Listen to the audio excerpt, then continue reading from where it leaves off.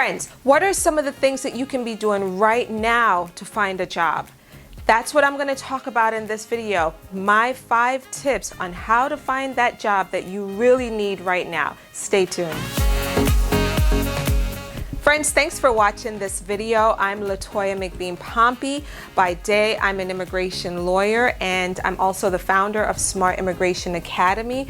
If you have been following me, you know that I talk about immigration almost daily, really. But I'm also talking these days about money, how to make money, how to succeed in America, how to find jobs, because a whole lot of people are out of work right now and people really need to get back on their feet. And I'm putting together resources to help you to get back on your feet and to get you back on track. So with that being said, subscribe to this channel so that you could see more of these videos, and hit the notification bell as well. And then also jump over to Instagram, follow me at McBean Immigration Law. So let's dive in. So when you think about finding a job, certainly the first thing you think about is, I'm going to jump over to Google and I'm going to type in some sort of search term about jobs in my area, or you may even be very specific and you may even put in some sort of position title, such as waitress jobs or restaurant jobs or healthcare jobs, something along those lines, so that Google can then do the search for you and narrow it down and show you the position descriptions or postings that are on various websites, right? Like Indeed.com or Idealist or some other job search websites. That's a practical step that you can take to find a job. But friends, what I want to shift and talk with you about in this video is how to really make yourself more marketable, how to stand out from everyone else. How do you actually stand out from the crowd and land that job? So here are some of the things that I've learned along the way. The first thing that I've learned is that your resume, friends, is the key to getting you through the door. Your resume, you need to have a great resume. Everyone needs to have a resume.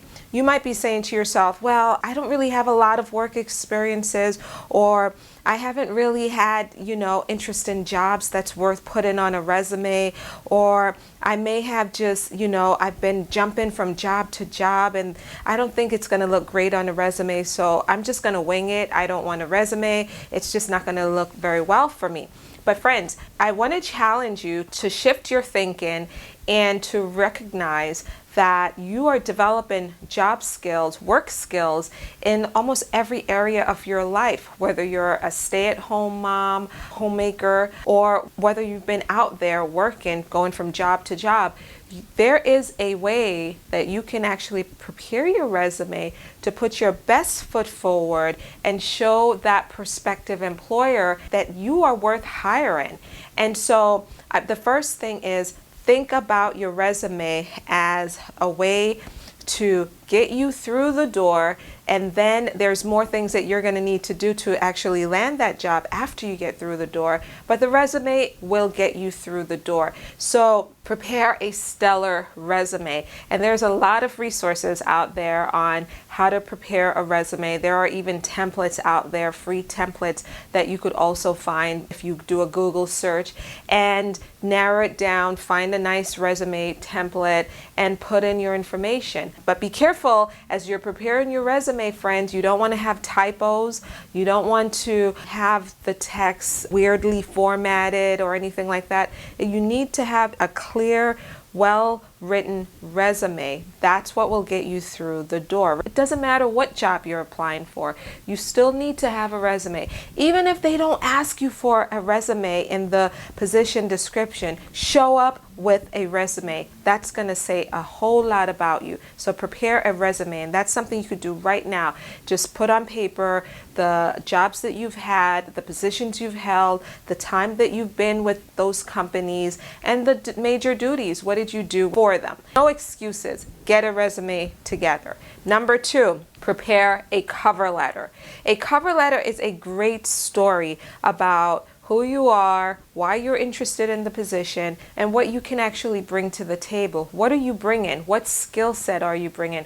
What experiences are you bringing? Why should they hire you? It doesn't have to be anything long, nothing long, and in fact, cover letters should only be limited to 1 page. Prepare a cover letter and show the most important details about you. Don't just rehash, friends, your resume. No, you don't want to rehash your resume in the cover letter. You want to hone in on the skill set that that employer is specifically looking for, and you want to tailor that cover letter specifically to the job you're applying for. Do not prepare a cover letter that you're then using for every job that you're applying for. That fails almost every time because you will make a mistake, friends. It's possible, and I've seen this from cover letters that I've reviewed over the years, right, from people who are applying for positions that I've had, and they actually put a different company's name on that cover letter, and you know, that fails. Don't do it. Don't do it. Tailor your cover letter specifically for the job that you're seeking. Tip number 3, be confident. Be confident. Do not beg or appear desperate. Keep this in mind. The employer has a need, and it's usually an urgent need to fill a position.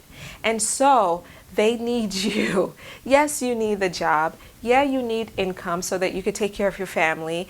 Yes, I understood, but do not appear desperate. Be confident when you're speaking with them over the phone about the position. Do not beg them or make a very strong argument over the phone why you need this job. Even when you go in for your interview, do not make an argument about why you need this job. No, you walk in there with your head up and with a lot of confidence, knowing that they also need you. And if they need you, you're going to just walk in there and show them who you are and what you can do, and you're not going to beg for a position. Tip number 4, be truthful. You need to be truthful on your resume and in your cover letter. Don't try to inflate your skill set or what you can do.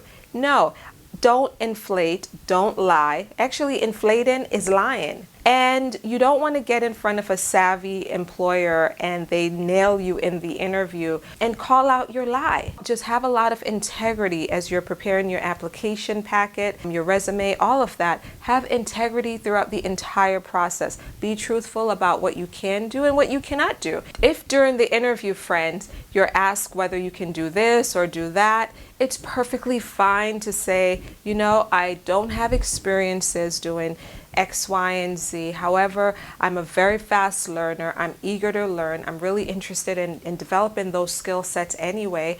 And I would love the opportunity to be able to, you know, develop those skill sets in this position.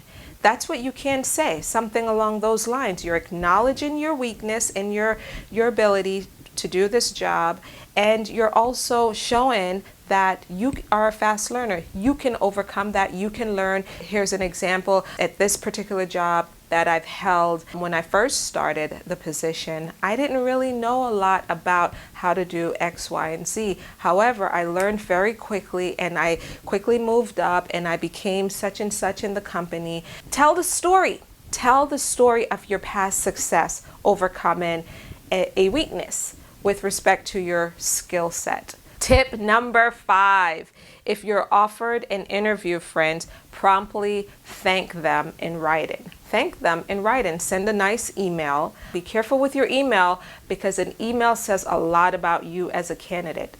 Can you communicate in writing? Very important. You need to be able to send a professionally written email thanking them for the opportunity to be interviewed and letting them know that you understand the details of what's next. And what's next is, I look forward to meeting with you on Friday, June, whatever date, at 10:30 a.m. and thank you again. Something like that. Brief but professional and well written and to the point. And let them know that you are clear about the instructions regarding next steps. That says a lot.